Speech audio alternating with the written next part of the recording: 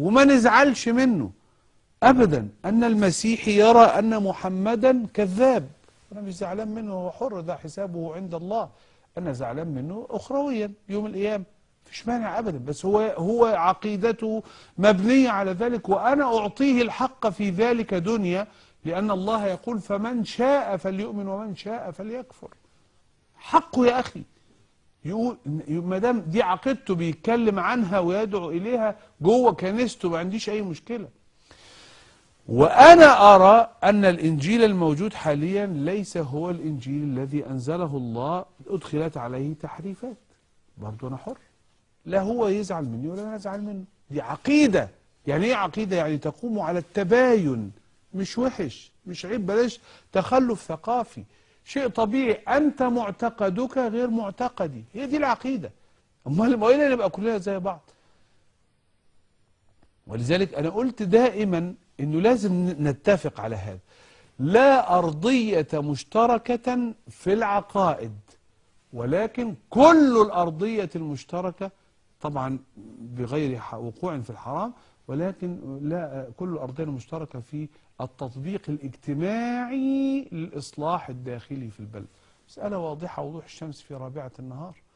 ولذلك حتى التعبير والله عجبني قوي، اللي بيقول انه ده مصري يذهب الى الجامع وده مصري يذهب الى الكنيسة. مفيش مانع، مفيش مانع، لكن هو مصري يذهب الى الجامع وبعدين قبل ما يخرج من الجامع بيقفل على ربنا الجامع بالمفتاح ويقول له ما تخرجش من هنا، ولا يعلم انه بيروح الجامع ويطيع رب الجامع؟ فالمسألة لابد ان تكون واضحة وتكون ان شاء الله مشرقة. ايها أعود إلى المطرقة والسندان لتكون المحصلة كما قلت لكم آنفا أيبك وأقطاي، ولكن ويل الأمة من أيبك مرات، وإن كان ويل الأمة من أقطاي مرة، لأن أيبك هو الذي خرج عليهم بالقناع، القناع الذي رسمه رسما جيدا بما يحمل ملامح هذا الدين. ولكن صدقوني، ما هو الدين؟ نعم، ما هو الدين إخوة الإسلام؟ الرجل الذي خذل رسول الله صلى الله عليه وسلم في موطن النصرة وأعلنها وسمعتوها، يقول أنا لا يهمني أن يكذب نصراني محمدا، والذي يخذل محمدا يخذله ربه، يخذله ربه بأيدي لجنة انتخابية إخوة الإسلام ولو كانت 5 من المستشارين. والذي يخذل عثمان حتى قال في تحية أرسلها إلى المتآمرين على عثمان بأنهم أرادوا فيما أرادوا فيه العدالة الاجتماعية، رجل يبارك عمل قتل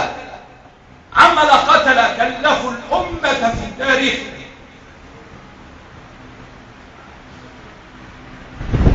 دما غاليا هو دم عثمان رضي الله عنه، فمن ذا الذي ينصره وقد خذل نبيه، وخذل من بعده عثمان رضي الله عنه وارضاه. إنه ربي الإله العدل الذي قالها في آية عدل ولينصرن الله من ينصره، وتلك سنة ربنا لا تقبل تبديلا ولا تقبل تحويلا، كما قالها رب العالمين ولن تجد لسنة الله تبديلا.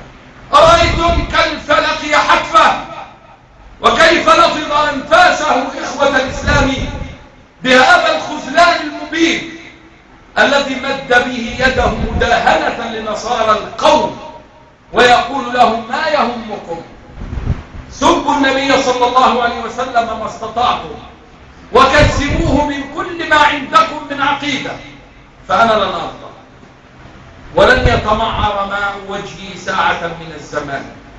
هكذا أعلنها في مداهنة مرة الرجل الذي يبارك عمل القتل في من قتلوا عثمان رضي الله عنه.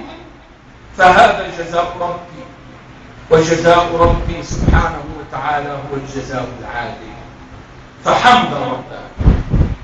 حمدا رباه ولتكن سنة في كل من يغزو دينك وكل من يتحدى أنت وقولك الحق إلا تنصروه فقد نصره الله سبحانه وتعالى.